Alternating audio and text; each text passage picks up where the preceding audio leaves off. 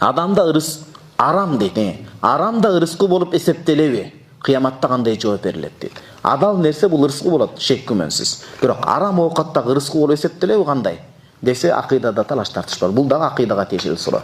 Ахлу суннат вал жамаа пайгамбарыбыз саллаллаху алейхи келген ишеним жолунда адал дагы арам дагы бул ырыскы болот.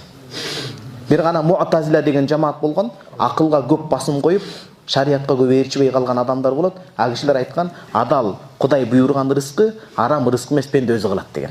Анда биздин алдымдар айткан, анда бир адам өмүр бою каракчылык менен өмүр сүрсө, ал Аллахка ырыскы берген эмес болот ошондо. Куранда Аллах айтып атпайбы? Ва ма мин даббатин фил ард илля алаллахи ризқуха. Жер бетинде кыбырап жүргөн жандыктын баардыгын ырыскысын Алла берет дейт. Анчына каракчы деле кирет да, туурабы? Жөө кирип атканда чоң каракчы кирбей калат беле. Каракчы ошондо ал аятка каршы келип атпайбы? Ырыскы жок жашап аткан болот. Ырыскысы жок деген сөз түгөндө